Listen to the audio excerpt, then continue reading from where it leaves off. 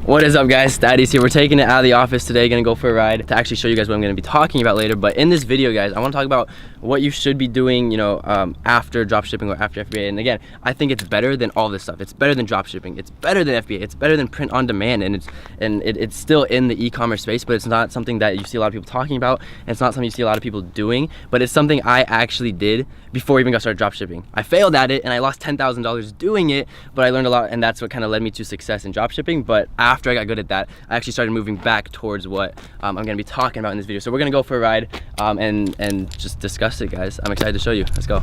I think I need to get gas too, dude. This baby eats that shit up.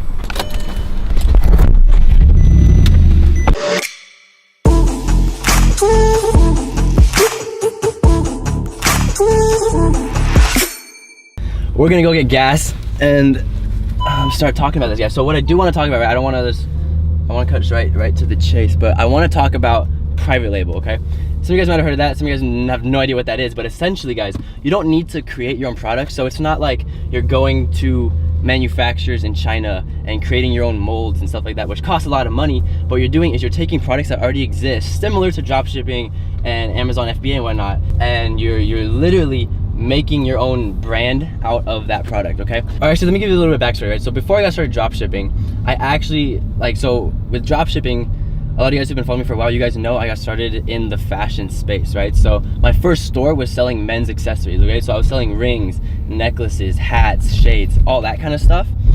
But before I even did that dropshipping, I actually did that private label. So what I mean by that is I actually started a brand, which is where we're going, okay? So I had a bunch of inventory. I have boxes because I did custom packaging. I had the actual product with their own brand and everything on that, guys. It's all at my parents' house. So we're driving to my parents' old house right now, so I can actually show you guys and kind of show you the actual process of what I was doing before that. But I spent and lost $10,000 doing this because I didn't know how to market, okay? Ultimately, you can have a really good product, you can have a really good brand, but if you don't know how to market, you're not gonna make money. So that's the main issue. That's why it failed, and that's why with dropshipping I saw some success, because then I focused all my effort on actually getting exposure for my website and driving traffic. So that's where we're gonna go right now, is actually to my parents' house to look at these boxes so I can actually show you guys what I'm actually talking about. But better margins, right? Let's talk about that. Margin-wise with dropshipping, right? You sometimes can see upwards of 40% margins when you dropship if you know what you're doing. With Amazon FBA, again, margins are slimmer. With eBay arbitrage, those are very, very slim margins. Now with private label, guys, the margins, they can literally upwards of 60 to 70%. And again, it's if you know what you're doing, right? So when you private label, you're creating your own brand. The people that that do FBA on Amazon, they'll say that's very similar, and it is. But the fact is, you're listed on Amazon's platform, and that's usually it, okay? You don't usually have your own established brand. You aren't actually brand building, okay? You're just listing it on another platform. Now with private label, you're literally building your own brand from scratch, right? So you're giving it a name. All your products have that name on it. You have inventory, you have product, you're getting custom content with photographers and all that kind of stuff to build your own brand. Again, I'm gonna show you guys this. I'm gonna show you guys all the social media I used for my first one. Because again, I did the steps right, but I didn't know how to market. That was where I failed at with my first private label. That's what I start to do now, and that's why I think you guys should go to that after you get started in e-commerce. So like after you start dropshipping and start bringing some money in, move to private label, okay? You can even convert your dropshipping store to a private label brand down the road. When I'm dropshipping, right, and what I preach, in my courses, on my free content, on all this stuff, is to treat your dropshipping store as if it's its own brand, right? So if people can tell you're dropshipping, then you're not dropshipping right. And this is that's the case with a lot of this. But when you private label, you literally are your own brand, okay? And that's what I'm trying to get at. And with that, guys, it takes a little bit more capital to actually get started with private label, all right, than dropshipping, or most of these other things like FBA and eBay arbitrage, stuff like that, where it's very, very easy to get into, right? But with private label, it takes a little bit more money to start up, right? Because you have to order inventory, you need to talk with suppliers, design your custom packages, design your custom inserts for the packages, right? And then you're not designing products, guys, you're slapping your name onto products that you want to basically like brand as yours. And stuff like that. So it does take a little bit more money to actually get started with, but again, the margins are a lot better. You build your own brand, you get people to stand behind your own brand, okay? And from there, you're building customer loyalty. You can build recurring customers with purchases, all that kind of stuff, instead of drop shipping, where most of the time it's most of your revenue is from new customers, or sometimes you can have 20-30% of monthly revenues come from emails from people that have opted in, stuff like that. But with actual private labeling, you're building your own brand, you're literally building your own company. Like, it's actually owning your own business, right? With dropshipping, you're just utilizing other products that are there, and you're slapping a higher price tag on them and then shipping them elsewhere. All right, so we're pulling to the gas station because this puppy Eats up, guys. Dude, this is my 3rd time filling up in 3 days. This is right by my parents' house, so after this we'll be spot on, so I can show you guys kind of what I'm talking about with the whole private label process, what it looks like. Now, I keep everything at my parents' house because there's literally a bunch of cardboard boxes. Like, I can't fit that where I live. All right, let's fill this up. I'm literally spending like $80 a day filling her up, bro. Ooh.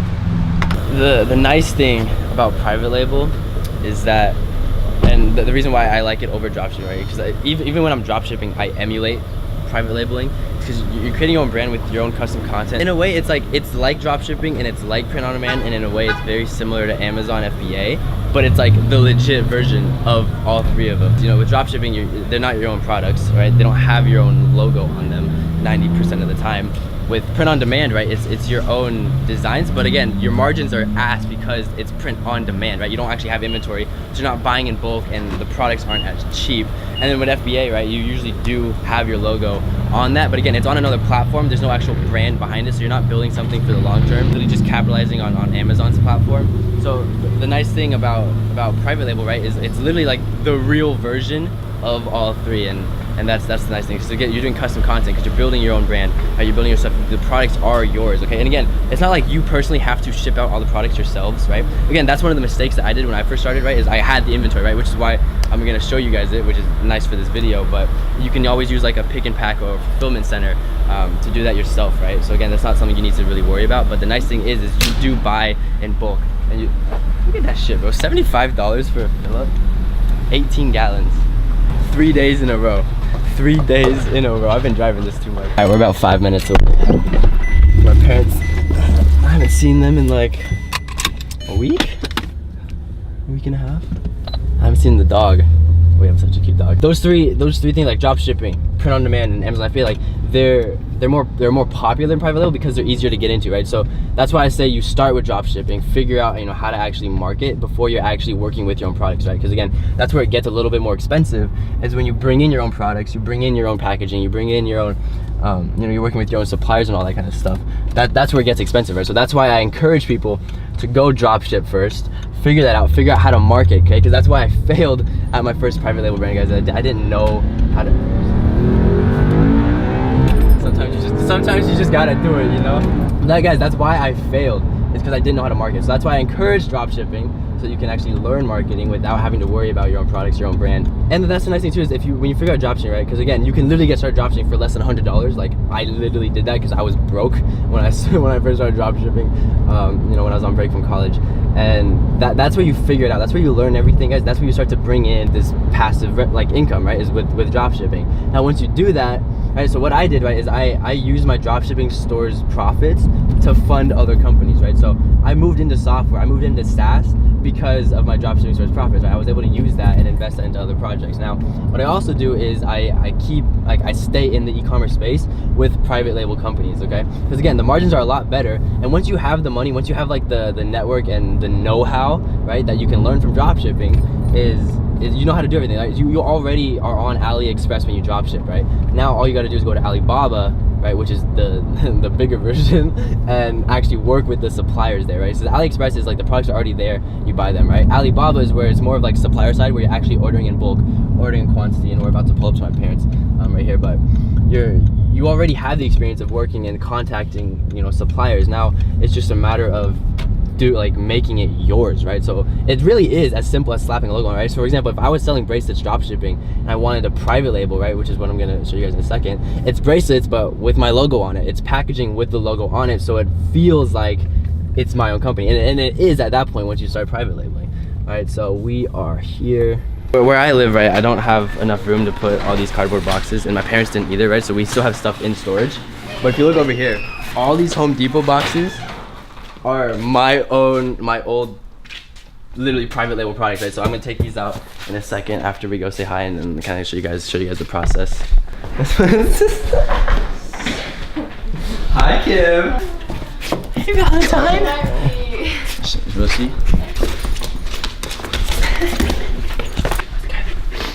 Oh boy. What are these boxes? This is not good.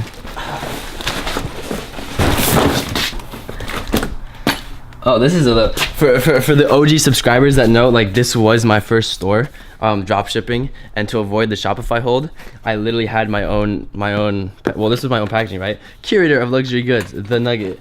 Swipe up. Look at this. Hashtag welcome to the gold mine. All the social medias, guys. Come on, we be drop shipping the good way.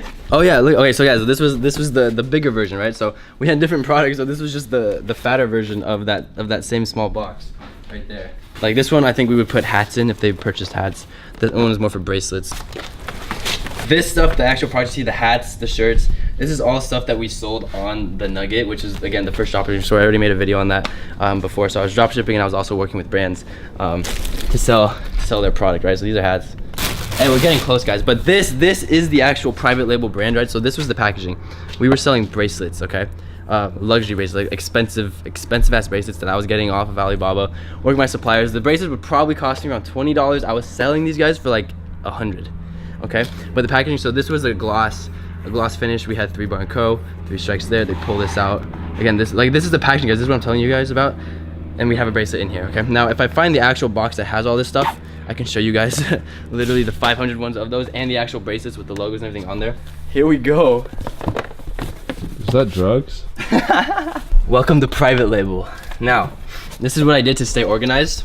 I literally went to Office Depot, grabbed like the little label printers, and I printed this because again, customers would receive this too. This was literally BS, so I'd make up some random load so it looks official. Because guys, like presentations, everything, you need to make them think you're a big company, okay? So I had some random words here, so they thought that was kind of important, all right? Then I had our name, our logo, and what the actual product was. So this is rose gold mesh bracelet. Let's see if it's actually in here. Okay, there's one in here. So I opened this up. It's a little bit dusty. Okay, logo's there, matte finish. They take this out. There's a bracelet in here, and this was literally just, I think this was our cheapest product we sold, okay? But it was literally just a magnetic rose gold plated bracelet that they could just wear, right? Stuff like that. Look at the back of these. So glossy black mesh. So this was rose gold, this was glossy black. Again, just bullshit letters. I'm gonna find some random ones in here, boys. All right, so this one was called the compound beaded bracelet. Again, I'll show you guys the social medias for this company in a second. Open this up. So this was a bead bracelet, right? It was a mix with like a leather rope and a bead bracelet. And if you look here, it at least says 3 bar and co, all right? So this is the beauty of private label, right? So you have your actual name on all the products. And again, this is like a very simple product, right? I didn't make this product. This already existed, okay? I was literally having suppliers that own the product slap my name on there, so then I could brand it as my own product, and thus sell it as my own product, okay? I want to find one of the really expensive ones that we were working with. So again, guys, like the rose gold here, the mesh bracelet, this one only costed probably $2 per bracelet, okay? Then with shipping, like the actual packaging and the insert here with the that actually holds the product, right? All together for this $2 bracelet, right? Maybe $5 or $6 as our cost of goods, and we could sell this mesh bracelet. I believe it's selling for $55. Okay, guys. So again, as margins wise, we're doing really well. Okay, obviously that doesn't factor in, you know, the cost of the acquisition of, you know, Facebook ads, you know, per purchase, stuff like that. But that's where we have room to play with, right? Because we're selling it so high. Because we own our own brand, we can dictate the prices. It's not like competitor focus, right? It's not like drop shipping trends where you're competing with every other person that's trending, you know, that's selling that trendy product. And it's not Amazon FBA where you're competing on an entire platform of people selling the same stuff, and you just got to go usually for the lower price point. Stuff like that. It's like you own your own brand, you dictate your own prices, and you can charge a lot, guys, if the content, if the brand speaks, like if the brand feels that valuable from a customer's perspective, right? So again, that's mostly social media based, because that's where we're driving most of the traffic with this one. So I'll pull that up in a second. I want to find one of the expensive bracelets to show you guys, because this one we use the most expensive bracelet, guys. We use stingray leather. And that's the one that we sold for quite a bit. Now it's just a matter of actually finding it. This is not it, I don't think. Again, this is another bracelet, guys. So again, this was a bracelet company, right? I know a lot of people, a lot of people that even hop in the course, they start drop shipping fashion items. And this, like, I hope this serves as some motivation, guys, because like I was drop shipping fashion items. Before that, I was doing this, right, with my own brand. I believe, if you guys can see that real quick, right? This one's hard to put your logo anywhere, but I still got suppliers to put the 3 bars of our logo right there on that. I don't know if you can get that in the camera, but there's 3 little etched bars there on that silver bead. You get it? Yeah, I got it. Okay, there we go. Stuff like that, guys, just to make it seem exclusive and actually just have that brand building in there. Now let me find the actual stingray ones. Or again, like with the suppliers, you can usually get higher quality materials and higher quality builds. But in just terms of adding the logo, guys, it just adds more presence. Like all the small things matter when you're doing e-commerce. Now, oh my god, I don't know where I'm gonna find this. So guys, I had hella inventory. Okay, because again, I didn't really know what I was doing. Oh, okay. Well, this is not, so this is Python leather, okay? So this is another one of the expensive ones I can show you guys. Again, same sort of build out with the product and whatnot, the pull out tab.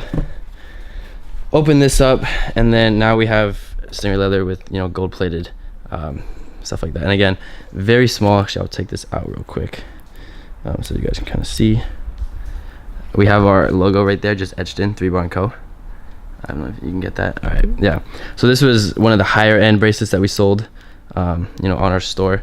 So like that, guys. But that's the gist of it, guys. It's just like with private label, you have a lot more flexibility in terms of your brand. You have a lot more flexibility in pricing. That's the gist of it with print, or not print on demand. Private label is, again, it's making your own brand. You dictate your own prices, guys. So again, you don't really have to worry too much about competitors in that kind of sense, right? Where if your content speaks for itself and stuff like that, you can really dictate whatever you want. Now I'm gonna pull up social media for this one just so you guys can kind of see what we were doing online. So the social media was literally called 3 Bar & Co. And then I made an additional one called 3 Bar Lifestyle just to try and bring in more people.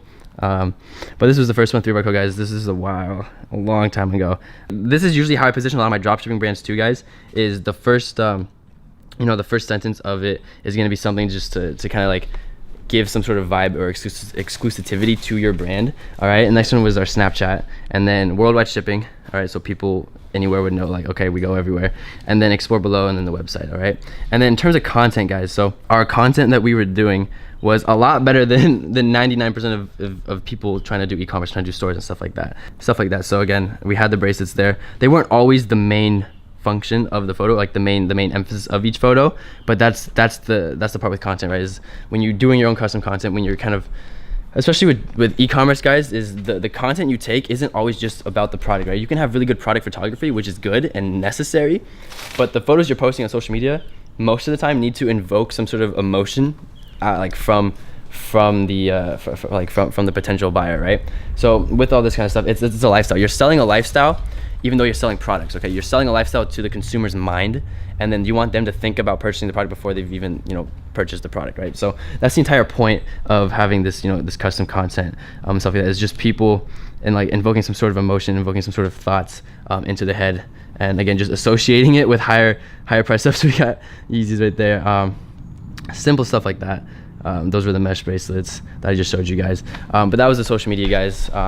Website isn't live anymore just because I don't pay for it. But now that's basically the video, guys. So like I wanted just to show you guys that I keep saying print on demand. Private label is the go-to in the e-commerce space after you've sort of mastered drop shipping or print on demand or FBA, whatever you decide to do. And right, it's like what I do and what I teach is drop shipping because that's what got me started, right? That's when I first saw my success, right? Because all this stuff, this is here because I failed, like because I couldn't market this product, I couldn't get it to move, even though the brand is cool, the products are cool, all that kind of stuff is cool. And like even today I have people going like, yo, relaunch it, like this will be really good, like I'll buy it from you. And that's the point, is like when you know how to market stuff, guys, you can sell anything. So once you figure out dropshipping, once you actually like understand how to dropship and how to build a brand around a dropshipping product, then when you actually move in to private label and start your own products, get your own packaging and stuff like that, your margins will be, it's literally, just imagine dropshipping but with you know 10x better margins. That's what this is. All right, so that's why I'm kind of making this video to show you guys, like, okay, after you master dropshipping and you're looking to move elsewhere but it's like still in familiar territory, look at private label, guys. It's very, very similar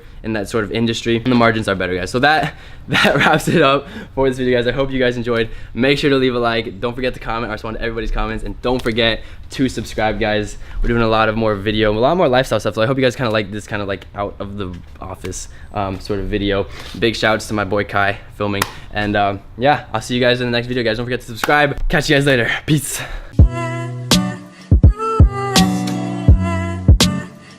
You